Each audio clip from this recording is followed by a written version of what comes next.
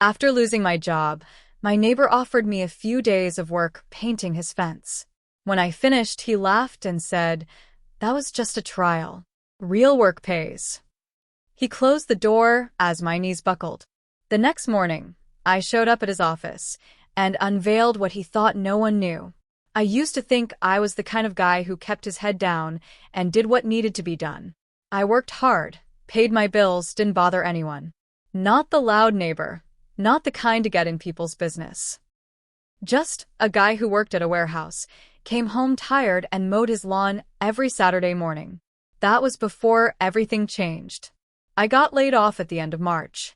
I was an inventory manager for a mid-sized distribution company near Dayton. I'd been there 9 years. Not the most exciting job, but it paid okay and gave me a routine. That Monday morning, the owner called 15 of us into a side room, closed the door, and told us the company was downsizing. No warning, no talks. Just, "We're sorry, this is business." I was 47.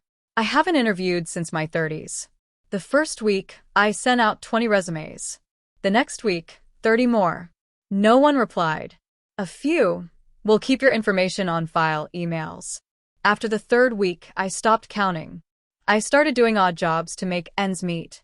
Cleaned out a couple of basements. Hauled some furniture for a guy moving out of his condo. Fixed up my own garage for something to do. That's when Dale popped up.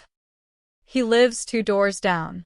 I've seen him around for years, short guy, buzz cut, wore golf shirts even when it snowed. He drives a shiny leased BMW and always talks like he's in a job interview. We were never friends, but he'd wave when he saw me mowing or out front with a hose. One afternoon, I was trimming back the hedge between our yards. I had sweat down my back and dirt on my knees. He leaned over the top of the fence with a beer in his hand and a look on his face I didn't like. Too casual, too smug. "Hey, you busy?" he asked. I stood up, wiped my hands on my shorts. "What's up?" "I need the fence repainted," he said, nodding toward the side of his house. "Nothing fancy. Just sand it down and give it a few coats. You interested?" I was about to say no. I hated the idea of working for a neighbor, especially someone like him, but then I remembered my rent was coming up. I still hadn't paid the electric bill. "Yeah," I said. "I can do that." "Great," he said, smiling like he'd just won something. "I've got the paint in the shed. Start tomorrow?" I nodded. "Sure." I got there at 8 a.m. the next day, dressed in my oldest jeans and a long-sleeve shirt. It was humid, already in the high 80s, and the fence wrapped around most of his backyard. It wasn't just a touch-up. It needed sanding, scraping, priming, and 2 coats minimum. It took 2 full days. I worked through lunch both days. I brought my own water. I didn't take breaks. I figured if I did a good job, maybe he'd toss me something extra, or maybe refer me to someone else. On the 3rd day, I showed up early again and did the gate, the trim, and rechecked every board. I even pulled some weeds by the posts just to make it look better. By noon, I was done. I knocked on his back door, still holding the roller in my hand. He stepped out, looked around, gave a small nod. "Looks good," he said. I smiled. "Yeah, 2 coats." Even sanded down the rough boards over by the patio. He gave this laugh, short and sharp. "Well, this was just a trial," he said. "You know, to see if you could handle real work." I thought he was joking, but then he kept talking. "Real work pays," he added, stepping back into the doorway. And just like that, the door closed in my face. I stood there for a good 10 seconds, not moving. I didn't even feel the sun on my neck anymore. My knees almost gave out. I caught myself on the railing. He wasn't going to pay me. Not a dime. After 3 days of labor in the heat, after doing everything right, I drove home. I didn't eat dinner. I couldn't. I just sat in the dark, listening to my fan buzz against the wall, trying to decide if I was more humiliated or angry. Around 1 a.m., I made up my mind. I remembered something Dale had said months ago, back when we were both grilling, and he came over with a beer. He'd been rambling about some big compliance win at work. I barely listened, but I remembered one detail. He worked in commercial procurement for a medical device distributor, one with government contracts. I remembered another thing, too. He bragged about getting around bid requirements by creatively bundling vendors. At the time, I didn't think anything of it. But now, I started looking deeper. I barely slept that night. I sat at my kitchen table with my old laptop and a sticky keyboard, the fan blowing hot air through the window screen. I started digging into the company Dale worked for, MedSure Distribution, based out of Cincinnati. They handled medical equipment orders for small clinics and got government contracts through local health agencies. I didn't know much about procurement, but I knew enough to find their vendor listings, contract summaries, and public spending reports. Took a few hours, but I found something strange. The same vendor, Bluestone Supplies, kept showing up. Way more than others. And every time it did, the invoices were high. Like, padded high. That's when I remembered something else Dale had said a while back. He was drunk that night. He said, "I don't just pick vendors, I am one." Then laughed like it was the cleverest thing ever. At the time, I thought he meant it metaphorically. But that night, sitting in the dark with my laptop, I wasn't so sure. Next morning, I kept digging. Turns out Bluestone Supplies was registered in Indiana. No website. No phone number. Just a P.O. box and a single registered contact name. The name wasn't Dale's. It was his brother-in-law. I remembered him vaguely. He came to one of Dale's barbecues years ago. Lanky guy, chain-smoked, and talked about crypto. By noon, I was pretty sure Dale was doing something shady. Probably setting up dummy vendors and funneling purchase orders through them. Then overcharging the company or the government. But I didn't want to just think it. I wanted proof. So I printed everything I found. Copies of invoices, public records, and a few contracts I dug up through open-source procurement listings. Then I did something I hadn't done since I got laid off. I put on a collared shirt and drove down to the MedSure office park. I didn't have an appointment. I didn't call ahead. I walked into the front lobby and asked to speak to the compliance officer. A woman named Terry came out, mid-50s, smart eyes, didn't shake hands. "What's this about?" she asked. I handed her the file. "I believe one of your procurement managers is routing vendor orders through a shell company run by a family member. And he's charging inflated prices on equipment." She stared at me. "And you are?" I gave my name and said, "Your employee Dale had me paint his fence for free under false pretenses. I'm not here to get back at him for that. I'm here because I think what he's doing is stealing." She didn't ask me to leave. Instead, she took the folder and said, "Give me a week." 2 days later, Dale showed up at my door.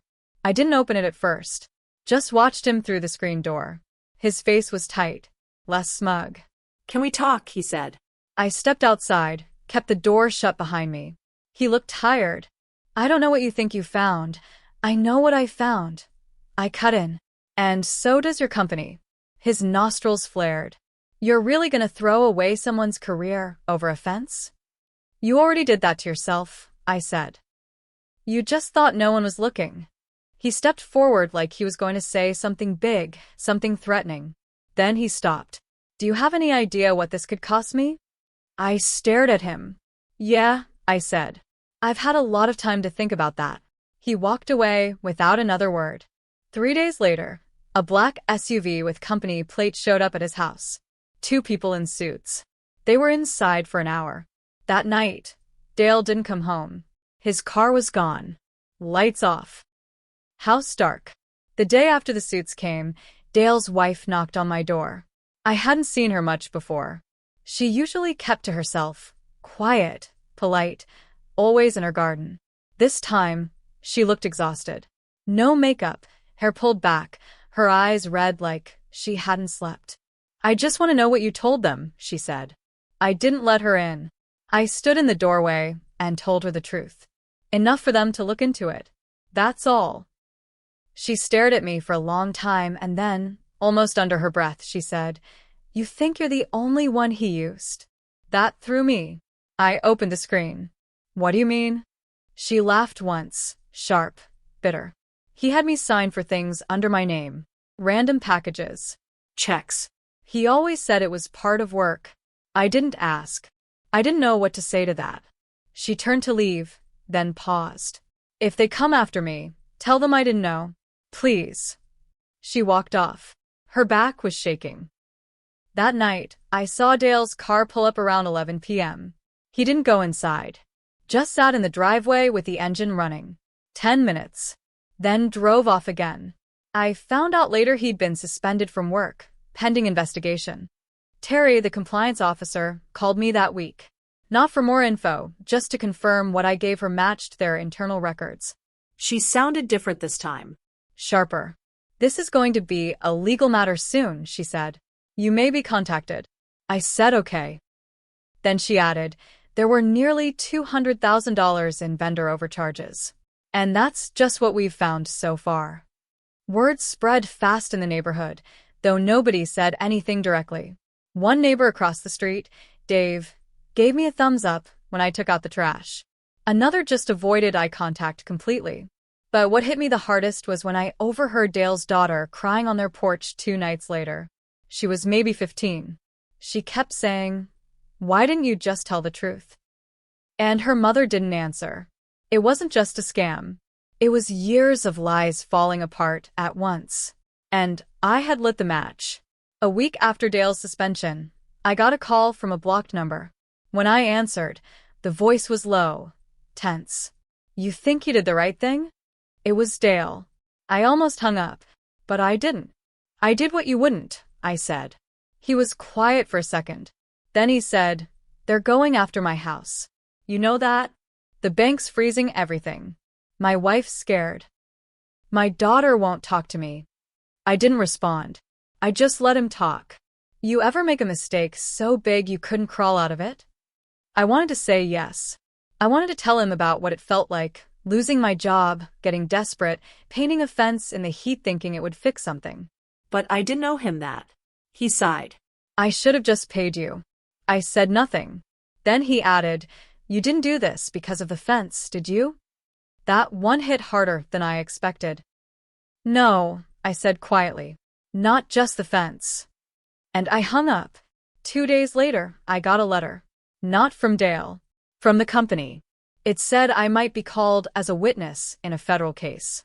They were filing charges for fraud. They attached a formal thank you note. I set it down and stared at the window for a long time. That night, I walked past Dale's house. The windows were dark. A for sale sign was on the lawn, slanted like it had been rushed. I kept walking, all the way to the park on the edge of town, where the path ends near the woods.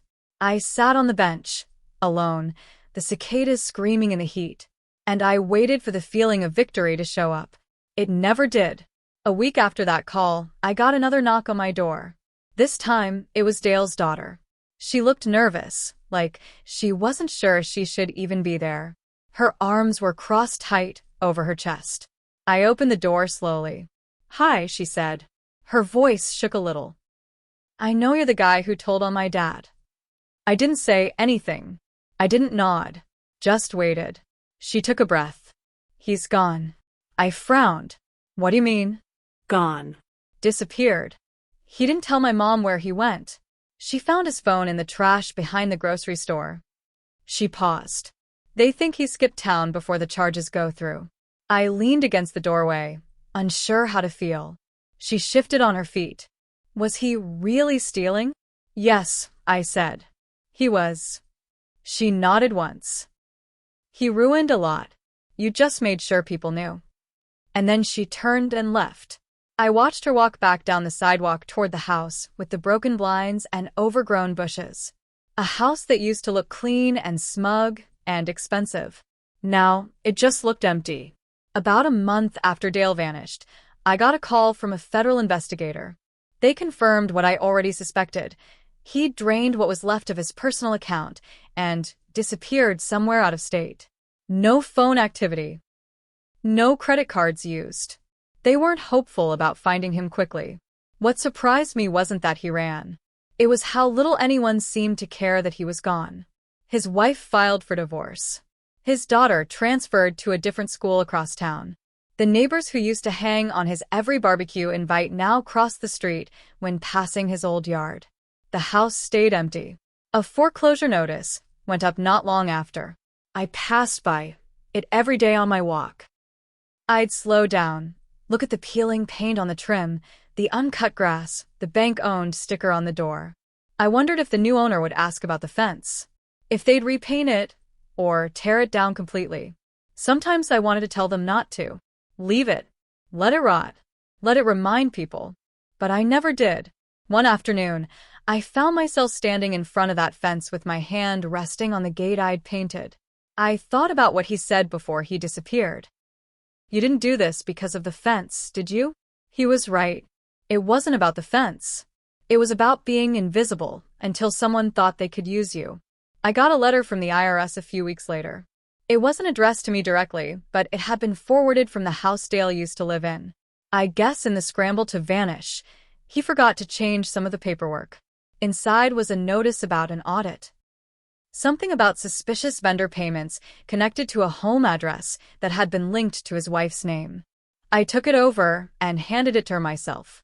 She didn't open it, just stared at the envelope in my hand like it was something that might burn her. I told them I didn't know anything, she said. Her voice was flat. I believe you, I said. She took it without another word, went inside, and shut the door. That night I sat outside on my porch long after the streetlights came on. I could hear the wind catching the edge of Dale's loose gutter. It clanged every few minutes, steady as a metronome. I thought about all the days I'd spent in that heat, painting his fence, sweating through my shirt, telling myself it was a small job that would lead to something better. What stuck with me the most wasn't that he didn't pay me. It was that he laughed. Like my effort meant nothing. Like I was just a guy he could use for a few days and throw away. And I had to wonder, if I hadn't gotten desperate, would I have ever noticed who he really was? It's been 6 months now. The fence is faded. The paint's peeling on the south side where the sun hits hardest. Nobody's touched it. The house was sold at auction last month. Some couple from out of town. I saw them standing out front, arguing about the dead grass and whether the foundation was cracked. They asked if I knew anything about the last owners. I said no. That's the thing. When someone disappears, people stop asking after a while. They don't want to know the full story. It makes things messy.